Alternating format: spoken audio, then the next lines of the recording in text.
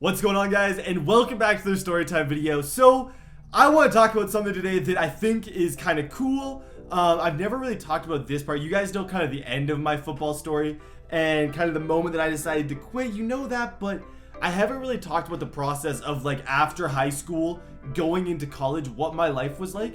And also, you guys seem to really enjoy the story time. So if you do have any other things you guys want to hear about, and if you like the story times, just drop a like down below. Also, comment down below, what's your guys' favorite number?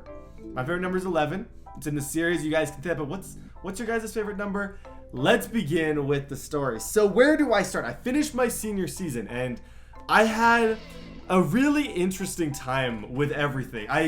I wasn't the type of guy who going through like high school and stuff really knew that I would ever really have a chance to play university football. I slowly in grade like 11 and 12, it kind of hit me when I started for this all-star team, when it was like the best in kind of the area that I was from, with a bunch of different teams. I was like, maybe I have a chance. But even after my senior season, there wasn't a ton of like desire on my end to play post-secondary. The main reason, I'm gonna tell you guys this right now, was concussions. First of all, I've been really scared of CTE. I played 4 years and 2 years of, or a year and a bit of university, and I never got a concussion. So consider myself very lucky. But as I was leaving high school, part of my worry was a lot about that.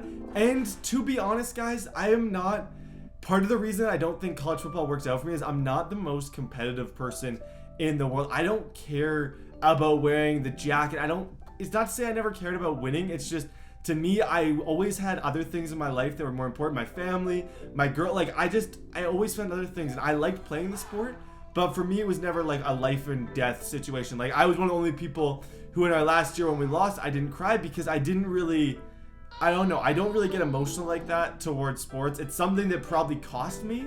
I'm competitive in video games and stuff, but never that much in sports. I love to win. Don't get me wrong. Don't think that I don't love to win. It's just, I never had that desire to be like, I want to win a Canadian national championship playing football. But that's kind of a little bit of backstory. So initially I had applied to 2 different schools, not playing football. I was accepted into both of them. I was going to be a teacher. I had my whole life kind of planned out. Me and my buddy who worked at the Jersey store where I got fired twice, had it all planned out. We were going to live together, move in together, and become teachers. Now I remember at that time I was talking to 3 different schools had approached me and kind of offered me scholarships right out of high school, and I didn't really have any interest. I had a quarterback coach who was really pushing for me to go to this one school. I'm going to leave the school names kind of out of their Canadian schools, so I don't really want to there's some things that I want to say about this, so I don't really want to slander anything about them. You guys obviously know the school that I end up with, St. Mary's. That's kind of public knowledge. You can see it online. But the first school, I got like my quarterback coach at the one team I played for. He was really passionate. He knew the coach. Got some messages from them. Got quite a bit of interest. But the place that it was, the location, it didn't feel like the right fit. I wasn't interested. I said no. That was like right all through my senior season. He had been kind of in my ear about like, you should go to this school, you should go to this school, and I never really like crossed around like, I don't really want to play college football. It was just kind of a thing. I just didn't really have a lot of interest. And then slowly I kind of said no to that. I really had no interest. Then another school was really interested. This school probably came after me the most. Sending me postcards in the mail. I still have them. I probably have like 6-7 postcards in the mail of just letters sent to me like, hey, we really want you to come out, blah blah blah blah blah, all these things. And once again, the location, nothing about it. I wasn't excited about it. I didn't really have the interest. Obviously talking to those coaches is fun and hearing them compliment you, but I could always see through, like I looked at their depth chart. I knew I'm a young quarterback. I was only 18 years old. And in Canada, I'm going to explain something to you. In Canada, for university, you can go and play 2 years of what's called junior. Now, junior is like, it's not CIS. CIS is like the top level, and then junior is right here. You can play 2 years of junior and then 4 years of CIS, giving you 6 years of eligibility. So a lot of the rookies in CIS are guys who have already been graduated for 2 years, who are 20 years old, who've already played 2 years of junior. I was getting recruited fresh out of high school, so I was 17. So me going to a CIS team at 17 years old, the chances of me playing and competing when I'm competing against 23, 24-year-olds really wasn't easy. That definitely was a big curveball in the whole thing. So I look at a lot of these schools and they're showing interest, offering me money and stuff, and I was like, I don't really see myself starting. And none of the coaches really clicked with me on a personal level. But then one day, this is where it all turned. I had said no to football completely. I had turned down everything. Everyone in my family was, I had informed my friends, my high school coach, I wasn't playing college football. And then all of a sudden, I'm working one day. And I'm working this terrible shift, and I get a call, and I pretty much always answer my phone at work, but it was from a weird number on the whole other side of the country. This super weird number. So I pick it up, and this is the funny part of the story. I totally messed this up. So I get the call, and it was like, hi, blah, blah, I'm the head coach here at St. Mary's. And I was like, oh my gosh, this is super cool. So I was like, and I froze like a cheap tent. I don't know why. That was the first time in my life that my brain completely shut off. Like almost completely. Like I don't remember ever having less thoughts than I did at that very moment. I did not even know what was going on. I was so just confused. I think I was dazed from like, so I literally stopped and I just didn't say anything for 10 seconds. And then I got back in the phone and I said, oh, sorry, I didn't hear you. What did you say? I don't know if the coach probably isn't watching this, but if you are, that's exactly what happened. I did hear what you said initially. So I got talking and I really liked the location of where this was. It had always kind of fascinated me being kind of by the water, all these different things. And I was like, this location, like it was a smaller school and I was like, this might work. So they offer me a recruiting trip. So they buy me a flight to go out to visit. Now at the time I had a really close friend who in high school was also me and him. He was my top receiver. He was kind of looking for a team and I kind of sent the highlight tape to the coach of him. He ended up being somewhat interested in him as well. So me and my other buddy, we both flew out, same recruiting trip. And a recruiting trip is really awesome. Let me tell you guys, if you're going to play college football, this is how it works. Your recruiting trip, college football. It's just it's honestly, the coaches and the people will never, and I obviously will never be as nice or care as much. Once you sign those papers, it's going to be, your life changes. So enjoy your recruiting trips because those are super fun. So I remember Godsplan got picked up by a coach and 4 of the players that I'm friends with to this day. They were all super cool. The first night they kind of take us to residence, show me around, and I felt like I wish I would have gone on more of these trips because I was like, these are pretty sick. Like, it was awesome. We went out for supper. We went out for breakfast. We went out for lunch. We went out for supper again. Every single day. I was eating like a king. I was loving every minute of it. And I was enjoying the company of the fellow recruits. I felt like the team was in a rebuilding stage. They didn't have a ton of quarterbacks on the roster. And he was pretty much able to offer me kind of a third string role right off the bat. Being the third quarterback would come in, and he kind of felt like I'd kind of fit in. So I was kind of guaranteed like a second or a third kind of string role, which to me was like, okay, university, 17 years old. This is a major opportunity for me. Get some reps with the first teamers. So I really enjoyed that recruiting trip. Everything went well. Super fun meeting the guys. All the guys were super nice to me.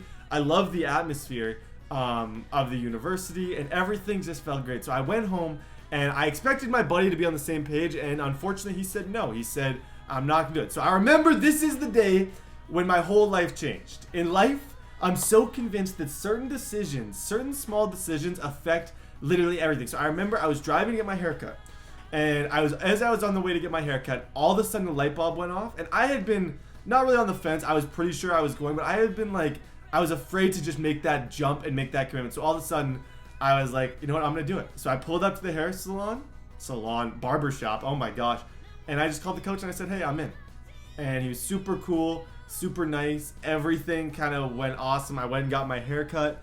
Obviously, I was nervous. I was moving all the way across the country. There was certain nerves that kind of came in with it.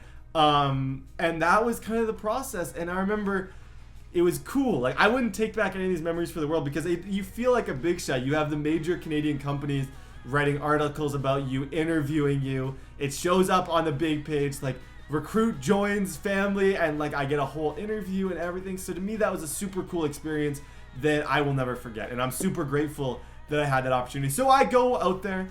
My first year, it actually went relatively well. I was feeling I had a little bit of a baseball arm from playing slow pitch, which was the dumbest thing I did. I played slow pitch in the offseason, kind of messed up my arm a wee bit, but overall I got there. I was supposed to be. So the coach, this is where my worst decision, I'd say, because life would have been so much more fun if I would have done this, and I really genuinely wish that I had. The coach offered me there was 2 guys competing, one of them won, and the other guy quit. So the coach pretty much said, I can be the second string quarterback on the team, and I can dress for the games, but I would use a year of eligibility. And for some odd reason, I said no to that. So I only dressed 2 games, I believe, that whole season. I completed a couple passes in preseason. I didn't get a ton of reps. I played the end of 1 game. But overall, I really regret not playing there. And then obviously that off season is where the coach who recruited me got fired. New coach came in, had a different idea, recruited like a 24-year-old quarterback from the States. I got switched to receiver, which I had wanted all along. It was actually going really well. And then all of a sudden one day, YouTube was tanking. I had my worst month ever. I went from like 7 million views to 1 million views a month.